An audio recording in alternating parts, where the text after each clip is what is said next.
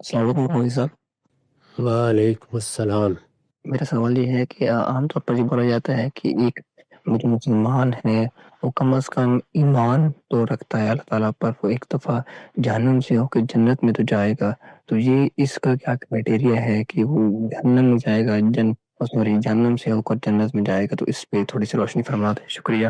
اللہ تعالیٰ نے جو قانون بیان کیا ہے اس کی روح سے ہمیں کچھ چیزیں ماننی ہیں، وہ پر بنائے علم مانی جاتی ہیں، ان کو ایمان کہا جاتا ہے. اس ایمان کے کچھ تقاضے ہیں جو عملی طور پر پورے کرنے ہوتے ہیں. اس میں ظاہر ہے کہ اللہ تعالیٰ یہ پسند تو کرتے ہیں کہ نہ ایمان میں کمی ہو نہ عمل میں کوئی کمی ہو، لیکن کیا ایمان اور عمل میں معمولی کمی، کوئی غلطی بڑی ہو گئی لیکن انسان قائم نہیں رہا اس پر، ان سب چیزوں کو یکساں کر دیں گے؟ تو اس میں ہر شخص نے جو کچھ کیا ہے اس کے علم و عمل کے لحاظ سے اس کا فیصلہ ہوگا. قرآن مجید نے بتا دیا ہے کہ اس میں 2 مرحلے ہیں اور دونوں سامنے آ جائیں گے. پہلا مرحلہ وہ ہے جس میں لوگ میرٹ پر دائیں اور بائیں ہو جائیں گے.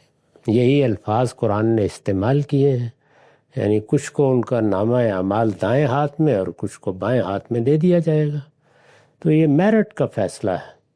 اس میں تو جس کے پلڑے بھاری ہو گئے اس کے لیے جنت کا فیصلہ ہو گیا، اور جس کے ہاں کچھ نہیں ہے یا مقابلتاً کچھ نہیں ہے اس کے لیے جہنم کا فیصلہ ہو گیا. اس کے بعد دوسرا مرحلہ قرآن مجید میں عفو درگزر کا بیان ہوا ہے، یعنی اللہ تعالیٰ اپنے بندوں کی غلطیاں معاف فرمائیں گے. اس میں پھر کئی چیزیں ہیں جو حدیثوں میں بیان ہوئی ہیں اور بالکل ٹھیک بیان ہوئی ہیں، قاعدے کے مطابق ہیں. ایسے لوگ بھی ہوں گے جن کے لیے محشر کی اس سختی ہی میں عفو درگزر کا فیصلہ ہو جائے گا. ایسے بھی ہوں گے کہ جن کو جہنم میں بھیج دیا جائے گا لیکن پھر کچھ سزا بھگتنے کے بعد وہ واپس آ جائیں گے.